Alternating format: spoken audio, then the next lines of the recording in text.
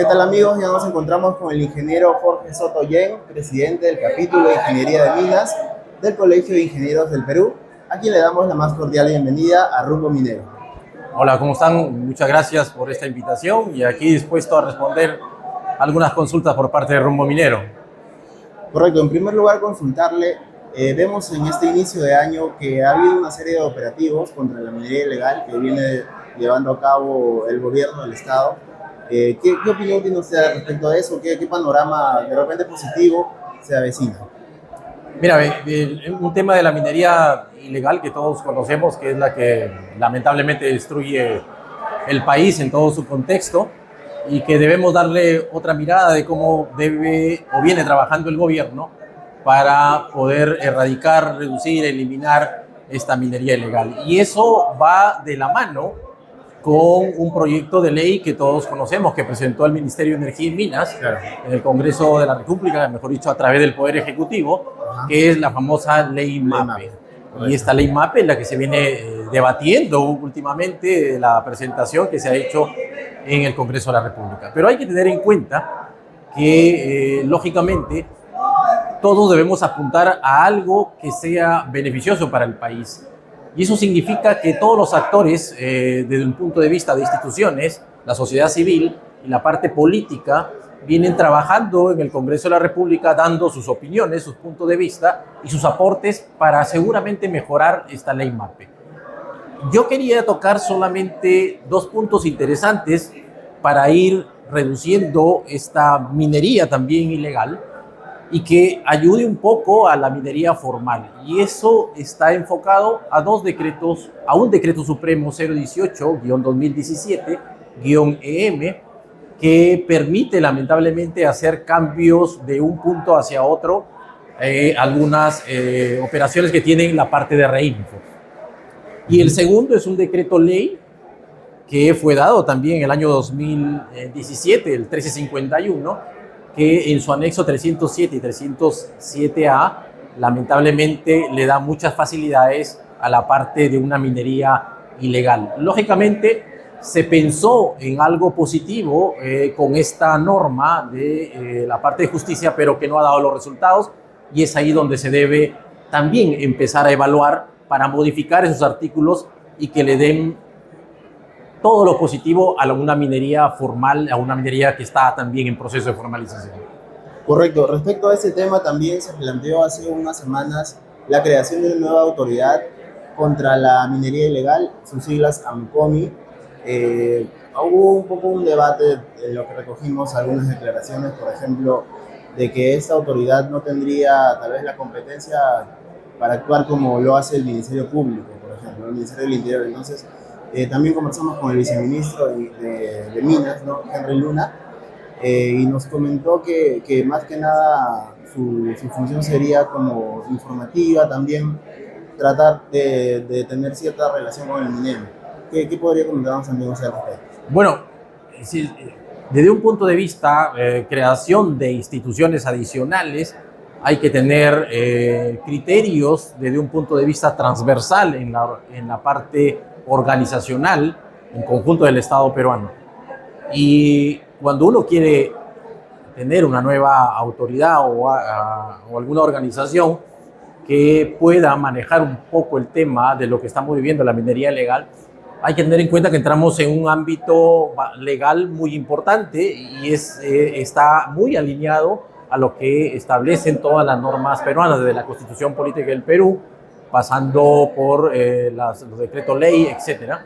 Y yo creo que si queremos tener entidades que sean fuertes desde un punto de vista, yo le enfocaría más a un tema de un organismo o una autoridad de la parte de formalización como tal, que extraiga, ¿no es cierto?, de cada actividad económica del país, sea la parte minera, sea la parte agrícola, sea la parte pesquera, y que se vaya a un solo nivel de transversal desde el punto de vista de la informalidad. Yo lo vería más de ese tema.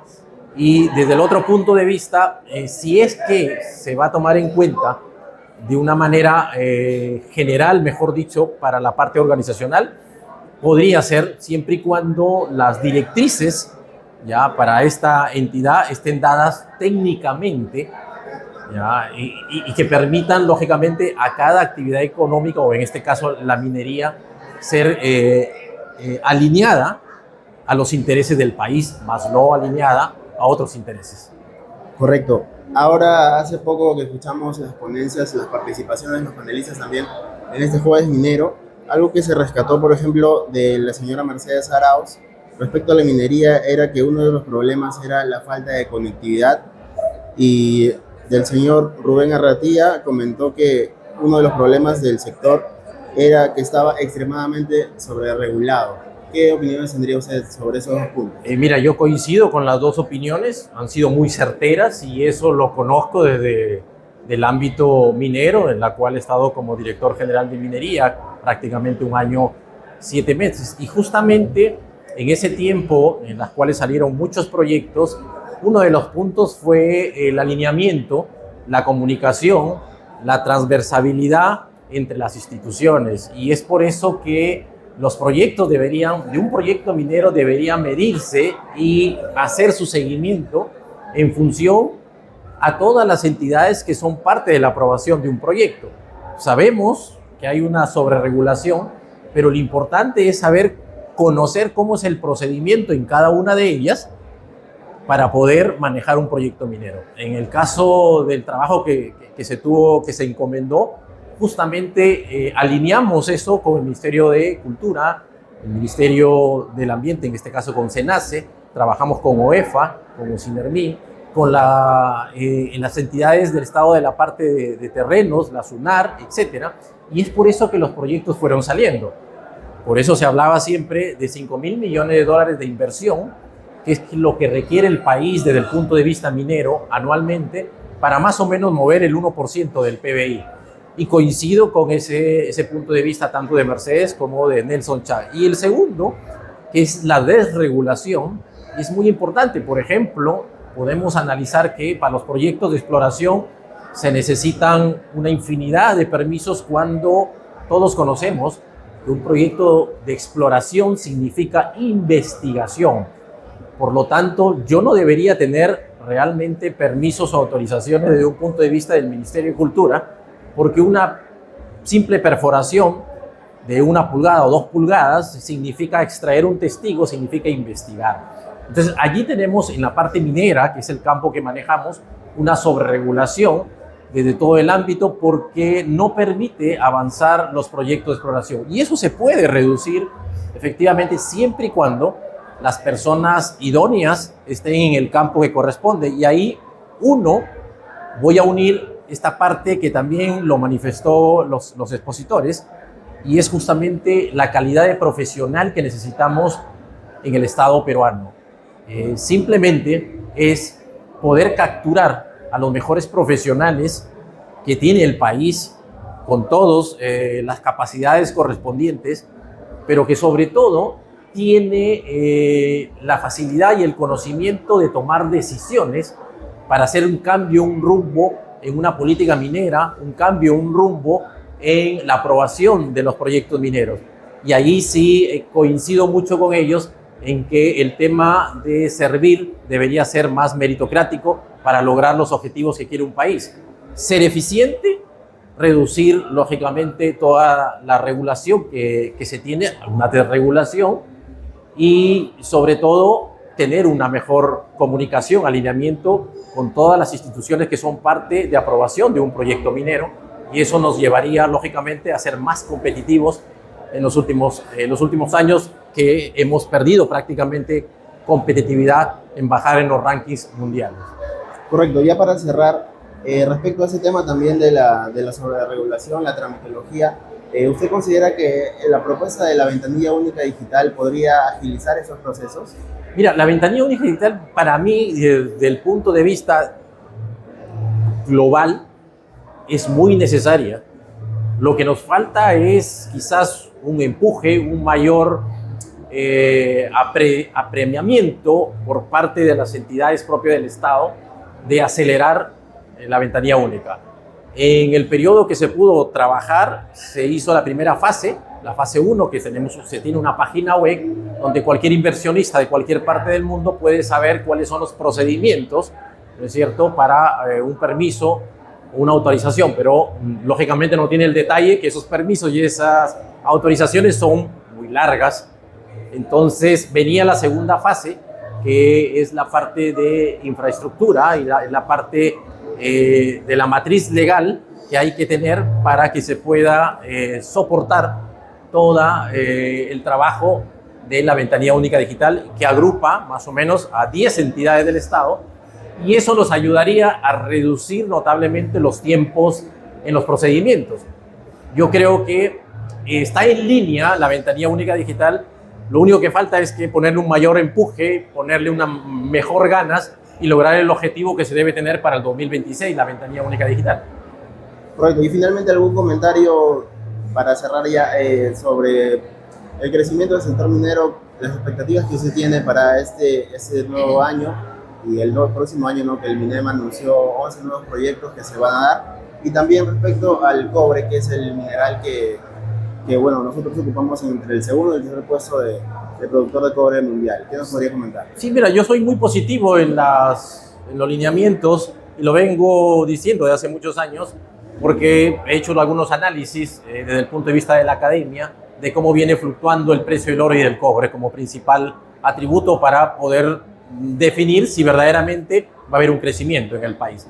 El segundo punto es que el cobre va a seguir siendo demandado por casi todo el mundo debido al cambio de la matriz energética, ¿no es cierto? Y esto es algo importante. ¿Qué tenemos en el país? Se habla mucho de 11 proyectos, es cierto, los 11 proyectos los tenemos aquí entre 2025 y 2026. Tenemos que poner todos los esfuerzos en conjunto para poder ser aprobados este año. Recordemos que de estos 11 proyectos, prácticamente 5 proyectos son de cobre y que acumulan un buen porcentaje de las inversiones. En este caso, Arequipa, que prácticamente concentra el 46% de estas inversiones de estos 11 proyectos.